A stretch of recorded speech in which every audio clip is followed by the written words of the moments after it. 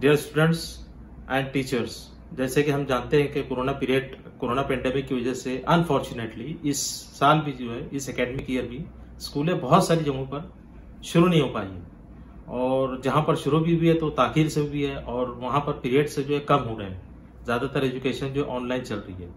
तो महाराष्ट्र जो education department जो है, तो उनकी तरफ से 25% सिलेबस रिड्यूस करने का एक जीआर जो है वो निकाला गया है आज ही।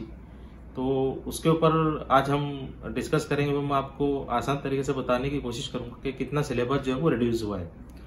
देखिए, ये हमारे लिए जानना जरूरी है for the teachers and for the students too, कि कितना सिलेबस जो है रिड्यूस हुआ है जिसकी स्टडी हमको नहीं करनी है। तो ये हमारी सहूलत के लिए for the teachers and for the students too, कि हम जो है पहले से उसको समझ लें कि किस सिलेबस को सिलेबस का कौन सा पार्ट रिड्यूस किया गया है और कौन से पार्ट की हमें स्टडी करनी है। तो from first standard to 12th standard तमाम सब्जेक्ट्स और लैंग्वेजेस के सिलेबस जो है 25% रिड्यूस हुए हैं।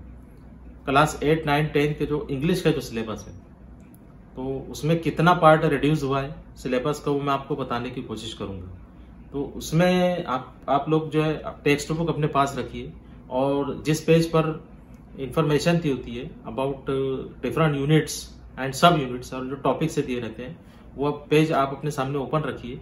और जैसे जैसे मैं आपको बताता जा रहा हूँ, आप उस पर निशान लगाते चलिए। अपने टेक्स्ट बुक पर पेंसिल का इस्तेमाल करते हुए उस पर निशान लगाते चलिए। अगर आपके पास टेक्स्ट बुक अवेलेबल नहीं है तो आप उसको नोटबुक पर राइट डाउन भी कर सकते हैं। तो चलिए हम देखते हैं कि 9th क्लास का जो सिलेबस है इंग्लिश लैंग्वेज का, उसमें कौन कौन से जो यूनिट और सब यूनिट्स है, उसके कौन से टॉपिक जो है वो रिड्यूस किए गए हैं, कम किए गए हैं, जिसकी स्टडी हमको नहीं करनी है, वो हम देखें। देखिए 9th क्लास में जो इंग्लिश लैंग्वेज का हमारा सिलेबस रिड्यूस किया गया है उसको हम समझते चलते हैं। तो पहले देखते हैं हम यूनिट नंबर 1। तो आप ये जहन में रखिए कि जहाँ पर भी मैंने ग्रीन कलर से मार्किंग की है वो टॉपिक हमारे सिलेबस में शामिल रहेगा, उसको रिड्यूस नहीं किया गया है। तो आप देख सकते हैं कि यूनिट नंबर 1 में यूनिट नंबर 1.1 से लेकर यूनिट नंबर 1.5 जितने भी 5 सब यूनिट्स हैं वो तमाम हमारे सिलेबस में शामिल हैं for this current academic year, इस साल के लिए। तो इन तमाम की स्टडी आपको करनी है। उसके बाद देखिए यूनिट नंबर 2 जो है उसमें जो पहला टॉपिक है कंपैरिजन, ये जो हमारे सिलेबस में शामिल रहेगा। फिर unit number 2.2 Helen Keller and Annie Sullivan, ये जो टॉपिक है ये टॉपिक रिड्यूस किया गया है। देखिए यहाँ पर मैंने रेड कलर से मार्किंग की है, तो जहाँ पर रेड कलर से मार्किंग है वहाँ आप समझते चलिए कि वो जो टॉपिक है वो रिड्यूस किया गया हमारे सिलेबस से। अब 2.2 जो है इसमें कौन कौन से टॉपिक जो सब पॉइंट्स है वो रिड्यूस हुए हैं उसको हम समझते हैं। तो देखिए पहले यूनिट नंबर 2.2 में Helen Keller and Annie Sullivan prose जो है उसको रिड्यूस किया गया है। अब इसमें देखिए पूरा एंटायर प्रोज, यानी वो जो टॉपिक दिया हुआ है वो पूरा टॉपिक जो हमको उसको रीड नहीं करना है, उसकी स्टडी नहीं करनी है। उसके बाद पेज नंबर 37 से लेकर 41 तक ये जो है ये रिड्यूस किया गया है। लेकिन क्वेश्चन नंबर 2 पेज नंबर 40 जो है, आप याद रखिए, उसको नोट डाउन कीजिए कि क्वेश्चन नंबर 2 जो है पेज नंबर 40 पर उसे कंसिडर किया जाएगा, इट विल बी कंसिडर्ड, यानी उसकी स्टडी की जाएगी। तो ये जो है यूनिट नंबर 2.2 उसमें सिर्फ क्वेश्चन नंबर 2 पेज नंबर 40 पर जो दिया हुआ है उसकी स्टडी हमको करनी है, उसको आप नोट कीजिए। देन इंग्लिश वर्कशॉप, ये जो है रिड्यूस किया गया है। यूनिट नंबर 2.2 में इंग्लिश वर्कशॉप जो है वो रिड्यूस किया गया है। उसके बाद क्वेश्चन नंबर 2 जो है पेज नंबर 2 पर should be considered for teaching, है ना, जैसे मैंने यहाँ पर बताया आपको। तो इसी तरह से क्वेश्चन नंबर 2 जो है वो उसे जो है टीचिंग के लिए कंसिडर किया जाएगा, जो मैंने यहाँ पर बताया उसी तरीके से। उसके बाद देखिए यूनिट नंबर 2 का जो 2.3 है मार्क ट्वेन, इसको भी रिड्यूस किया गया है। तो अब इसमें इसको रिड्यूस तो किया गया, लेकिन कौन से ऐसे पॉइंट है जो जिसकी स्टडी हमको करनी है, जिसे शामिल रखा गया है, हम वो देखते हैं। तो इसमें जो एंटायर प्रोस जो है, यानी जो पूरा उसका लेसन है वो पूरा रिड्यूस कर दिया गया है, जो कि पेज नंबर 43 से लेकर 47 तक है, इसकी स्टडी आपको नहीं करनी है, इट इज़ रिड्यूस्ड। उसके बाद इंग्लिश वर्कशॉप जो उसमें दिया हुआ है उसकी भी स्टडी हमको नहीं करनी है, वो भी जो है रिड्यूस कर दिया गया है।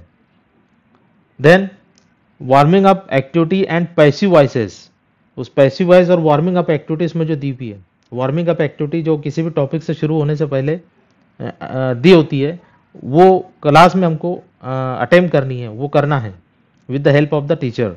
एंड देन पैसिव वॉइस जो है, पैसिव वॉइस के जो एक्टिविटी इसमें दी हुई है ग्रामर पर, लैंग्वेज स्टडी पर, ये दो चीज़ें, दो एक्टिविटीज़ जो है वो हमको एक्टिविटी करनी होगी क्लास में with the help of the guidance of your teacher, ये हमको करनी है। देन हम देखते हैं कि यूनिट नंबर 2 के बाद यूनिट नंबर 3 जो है उसमें 3.1 और 3.2 जो है ये सिलेबस में शामिल है हमारा। Unit number 3.3 to a butterfly, ये जो पोएम है इसको जो है रिड्यूस किया गया है। तो अब इसमें क्या रिड्यूस किया गया है वो हम देखते हैं कि देखिए ये जो पोएम है, आपको पता होगा कि to a butterfly unit number 3.3 जो एक पोएम है उसको रिड्यूस किया गया है। The poem and comprehension questions number 1, 2 and 3 from English workshop, इसको जो है रिड्यूस कर दिया गया है ना। यानी जो पहला, दूसरा और तीसरा जो क्वेश्चन है, question number 1, 2 and 3 from the poem, जो कॉम्प्रिहेंशन पर क्वेश्चन है, means we have to write the answer after understanding the poem, क्योंकि पोएम तो हमको पढ़ना ही नहीं है तो उसके ऊपर कॉम्प्रिहेंशन भी नहीं करना है। तो उस ताल्लुक से जो क्वेश्चन है वर्कशॉप में वो रिड्यूस कर दिए गए हैं। उसके बाद क्वेश्चन नंबर 4 एंड 5 जो है पोएटिक डिवाइस पर will be considered for teaching. अब ये जो 4 एंड 5 जो ये पोएटिक डिवाइसेस पर है, इसका ताल्लुक जो है ये पोएम से नहीं है, टू अ बटरफ्लाई पोएम से कॉम्प्रिहेंशन से नहीं है। पोएटिक डिवाइस पर क्वेश्चन नंबर 4 एंड 5 दिया हुआ है, तो यह एक्टिविटी हमको करनी है with the help of the teacher, है ना। टीचर आपको गाइड करेंगे, उनकी मदद से जो है आप एक्टिविटी नंबर क्वेश्चन नंबर 4 और 5 जो है जो पोएटिक डिवाइस पर है, पोएटिक डिवाइस यानी जैसे हम देखते हैं कि जो फिगर्स ऑफ स्पीच वगैरह पर जो होता है, rhyming words, figures of speech, ये तमाम चीज़ों पर जो होता है, तो वो एक्टिविटी वहाँ पर दी हुई है, वो आपको करनी है।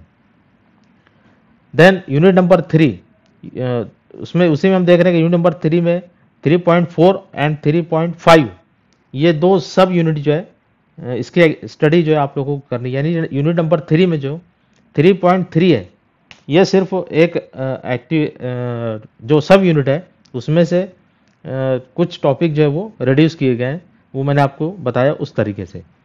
Now we will see unit number 4, unit number 4.1 and unit number 4.2, this two topics are ready taken from our text book, इसको लिया गया है फॉर दिस एकेडमिक ईयर, उसकी स्टडी हमको करनी है। देन नेक्स्ट 4.3 सिल्वर, ये जो पोएम है ये रिड्यूस की गई है। यूनिट नंबर 4 से 4.3 की जो एक्टिविटी है सिल्वर, वो रिड्यूस की गई है। वो किस तरीके से रिड्यूस हुई है वो हम देखते हैं। ये एक पोएम है जो कि पूरी पोएम रिड्यूस हुई है, इंटायर वर्कशॉप इसमें जो रिड्यूस किया गया है। पेज नंबर 104 टू 105 ये जो दो पेजेस हैं ये पूरी तरीके से रिड्यूस हैं। इन दो पेजेस पर जो भी पोएम या जो एक्टिविटी दी हुई है, वर्कशॉप दिया हुआ है, उसकी स्टडी आपको नहीं करनी है, ये रिड्यूस किया गया है।